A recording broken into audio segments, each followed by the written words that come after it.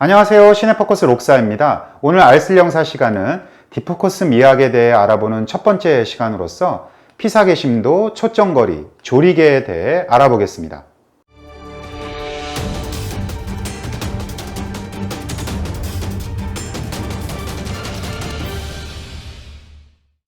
디포커스는 롱테이크와 더불어 미장센 영화 미학의 영역을 확대시킨 대표적인 촬영 기법입니다. 디포커스란 카메라의 피사계 심도를 극대화시키는 촬영법으로 카메라 앞에 위치한 대상부터 멀리 떨어져 있는 대상까지 모든 피사체가 또렷하게 보이도록 초점을 맞추는 것을 말합니다. 그래서 한자로 피사체 전부 깊게 초점이 맞는다는 의미로 전심 초점이라고 부릅니다. 디포커스 촬영 미학을 이해하기 위해서는 피사계 심도 용어를 아는 것이 중요한데요. 시야 심도라고 부르는 피사계 심도란 사진이나 영상 촬영에 있어서 가장 기본이 되는 용어 중 하나로 화면상에서 초점이 맞춰진 영역의 범위를 말합니다. 카메라로 포착하는 영상은 2차원이기에 실제 현실 같은 3차원의 효과를 내려면 프레임을 세 범위로 나누어 화면의 깊이감을 줘야 합니다. 영화에 입체감을 주는 화면상의 세 범위를 전경, 중경, 후경이라고 부릅니다. 전경은 카메라에 가장 가까이 있어 제일 세밀하게 묘사되는 촬영 범위입니다. 다시 말해 관객을 기준으로 화면상에서 가장 가깝게 보이는 부분이죠.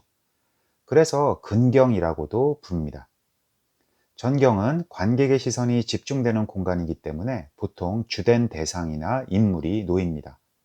나머지 중경은 화면의 중간 부분, 후경은 가장 뒷부분을 말하겠죠. 그래서 원경 또는 배경이라고도 합니다. 이 세 가지 화면 범위는 특히 디포커스 기법을 이해하는 데 있어 중요한 요소입니다. 예를 들어 보죠. 사진 왼쪽은 전경의 카메라부터 후경의 자동차까지 프레임 내의 모든 대상이 뚜렷하게 보이는 전형적인 디포커스 기법으로 촬영된 사진입니다. 반대로 오른쪽으로 갈수록 전경의 사물만 뚜렷하게 보이고 중경과 후경은 흐릿하게 촬영된 사진입니다. 이렇게 초점이 맞는 범위가 넓은 디포커스 기법으로 촬영된 장면을 심도가 깊다고 표현하고 반대로 그 범위가 좁은 장면을 심도가 얕다고 말합니다. 그럼 어떻게 하면 피사계 심도를 증가시키는 디포커스 촬영법을 구현할 수 있을까요? 다양한 방법이 있지만 가장 기본이 되는 원리는 세 가지라고 할 수 있습니다. 첫째, 피사계 심도를 증가시키는 가장 간단한 방법으로서 카메라와 피사체 간의 거리가 멀수록 피사계 심도는 깊어집니다. 실제로 촬영할 대상으로부터 멀리 떨어질수록 화면에 많은 피사체를 담을 수 있는 것과 같은 이치입니다. 피사계 심도를 증가시키는 두 번째 방법은 초점거리가 짧은 렌즈를 사용하는 겁니다.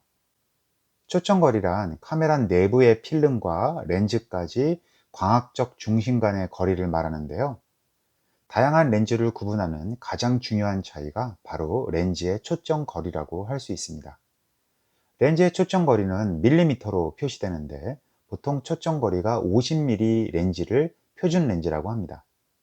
50mm 렌즈를 표준 렌즈라고 부르는 이유는 초점거리 50mm에서 보이는 화상이 사람의 시야와 가장 근접한 이미지를 만들어주기 때문입니다. 표준 렌즈를 기준으로 50mm보다 초점거리가 길어지면 망원 렌즈가 되고 50mm보다 짧으면 광각 렌즈가 됩니다. 그래서 디포커스 촬영을 할 때는 일반적으로 표준 렌즈보다 초점거리가 짧은 광각 렌즈를 많이 사용하게 됩니다. 광각 렌즈를 촬영하면 표준 렌즈보다 화각은 넓어지고 전체적으로 초점이 잘 맞기 때문에 시원스럽고 와이드한 장면을 얻을 수 있습니다. 그래서 사람이 많이 등장하는 장면이나 광활한 대자연을 담을 때 광각 렌즈를 많이 사용하는 것이죠. 예를 들어 눈이 내린 겨울 산속 마을의 풍경을 담을 때 사진 위의 이미지는 표준 렌즈로 아래 이미지는 광각 렌즈로 촬영한 결과물입니다. 표준 렌즈로 촬영했을 때는 마을 전체의 풍경이 보이지 않았는데 광각 렌즈로 촬영하니까 비로소 마을 전체의 모습이 다 보이게 되는 것이죠.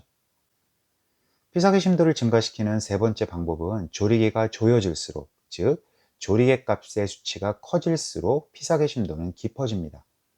조리개란 카메라 렌즈를 통과하는 빛의 양을 조절하는 원반 형태의 장치를 말하는데요. 인간의 시력을 담당하는 눈의 홍채에 해당한다고 보면 됩니다. 일반적으로 조리개의 크기는 f 스탑으로 표시하며 카메라 렌즈 위에 숫자로 표시되어 있어 필요에 따라 조절할 수 있습니다. 조리개는 조리개의 수치가 클수록 렌즈에 달려있는 조립장치가 열리는 원의 크기가 작아져서 빛이 조금 들어오며, 조리개의 수치가 작을수록 열리는 원의 크기가 커져서 빛이 많이 들어오게 됩니다. 예를 들어 f4는 f8 값에 비해 렌즈를 통해 2배의 빛을 보내주게 되는 것이죠. 똑같은 50mm 표준 렌즈를 사용하더라도 조리개 값을 2.8로 했을 때는 앞부분만 초점이 맞고 뒤에 부분은 초점이 뭉개집니다. 이번에는 조리개 값을 8.0까지 높이면 후경을 제외한 정경부터 중경까지는 초점이 뚜렷하게 잡히죠. 끝으로 조리개 값을 22까지 높이면 정경부터 중경, 그리고 후경까지 모든 피사체가 초점이 뚜렷하게 잡히는 것을 볼 수 있습니다. 이렇게 세 가지 방법을 적절하게 융합하여 피사계 심도를 증가시키는 딥포커스 촬영법은 그리 쉬운 작업은 아닙니다. 그만큼 사전에 치밀하게 준비해야 될 것이 많으니까요. 그렇다면 이런 수고를 무릅쓰고 굳이 감독들이 딥포커스 미학을 사용하는 이유는 무엇일까요? 딥포커스 촬영 기법이 갖는 효과의 핵심은 감독의 의도를 최대한 배제시키고 관객을 보다 창조적이고 능동적으로 영화에 동참하게 만든다는 점입니다. 즉, 연출자가 의도적으로 관객에게 어느 한 특정 인물이나 사물만을 강조함으로써 일방적인 선택과 해석을 강요하는 것이 아니라, 감독은 화면 속의 모든 요소들을 관객에게 뚜렷하게 펼쳐놓기만 하고 어떤 것을 볼 것인지에 대한 판단과 해석은 관객에게 맡기는 것이죠. 결국 관객의 자유로운 관람이 가능해지고 해석의 다양성을 유도할 수 있게 됩니다. 그럴 수밖에 없는 것이, 딥포커스로 촬영된 화면은 초점이 맞는 범위가 넓기 때문에 깊이와 입체감을 지니게 되고, 우리 눈이 현실에서 사물을 보는 것과 가장 유사한 느낌을 갖게 합니다. 또한 초점이 맞는 범위가 넓어질수록 관객은 화면 속에 배열된 피사체를 더욱 자세히 볼 수 있게 되는 것이죠. 따라서 딥포커스 기법은 관객으로 하여금 화면 속 대상을 카메라의 시선이 아닌 관객이 보고 싶고 해석하고 싶은 대상을 먼저 보게 하고, 이를 통해 자신만의 방식으로 영화를 감상할 수 있게 해주는 장치라고 할 수 있습니다. 그렇다면 딥포커스 기법이 실제 관객에게 어떤 효과를 미치는지 흥미로운 실험 하나를 통해 알아보기로 하죠. 영국의 인지주의 영화 연구가 팀 스미스는 아이링크 1000이라는 시선 추적 장비를 이용해서 실제 관객의 시선이 영상을 볼 때 어떻게 반응하고 이동하는지를 분석했습니다. 먼저 드림웍스의 애니메이션 장화시는 고양이의 예고편을 16명에게 보여주고 실험자들의 시선이 화면 어디에 집중되는지를 기록했습니다. 결과는 좌측 영상처럼 16명 중 거의 예외 없이 화면 중앙에만 집중한다는 결과가 나왔습니다. 그 이유는 장화시는 고양이의 예고편은 피사계 심도가 얕은 아주 짧은 숏을 사용해 빠르게 편집된 영상이기 때문에 관객이 화면의 이미지들을 충분히 감상할 수 있는 시간이 없었기 때문이죠. 아무리 다양한 정보들을 화면 위에 배치해 놓아도 초점이 흐린 이미지들이 너무 짧게 스쳐가기 때문에 관객의 시선은 초점이 확실하게 잡힌 프레임의 중앙에 위치한 주인공 고양이에게만 쏠렸던 겁니다. 이런 경우 관객의 수용 태도는 매우 수동적일 수밖에 없기 때문에 감독이 보여주고자 하는 의미만 주입식으로 전달될 가능성이 높습니다. 우측의 영상은 데어 윌 비 블러드에서 딥포커스와 롱테이크 촬영이 결합된 장면을 11명의 실험자에게 보여준 결과입니다. 장화시는 고양이와는 달리 관객의 시선이 상하 좌우 화면 곳곳으로 분산되고 있음을 알 수 있습니다. 관객의 시선은 때로는 프레임 중앙에 배치된 4명의 등장인물을 바라보기도 하고, 하단부의 지도와 좌측면과 위쪽에 배치된 조명기구에 집중하는 경우도 있음을 알 수 있습니다. 왜 이런 상반된 결과가 나왔을까요? 그 주된 이유는 관객이 관람할 수 있는 시간을 충분히 제공했고, 피사계 심도가 깊어 화면 안에 보이는 모든 인물들과 사물들을 뚜렷하게 관객이 관찰할 수 있었기 때문입니다.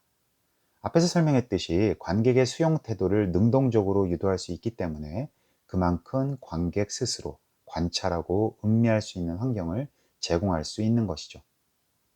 스미스의 실험이 우리에게 주는 아주 평범한 진리는 관객의 시선은 보여주는 숏의 길이와 화면의 깊이감에 비례해서 고정되기도 하고 분산되기도 한다는 것입니다.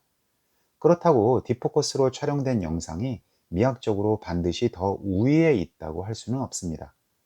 때로는 뚜렷하게, 때로는 모호하게 초점을 잡아주는 것은 각기 장면에 따라 효과적으로 사용될 뿐이고 나름대로의 장점과 단점이 존재한다고 이해하면 됩니다. 다음 시간에는 쉘로우 포커스와 펜 포커스에 대해 알아보겠습니다. 감사합니다.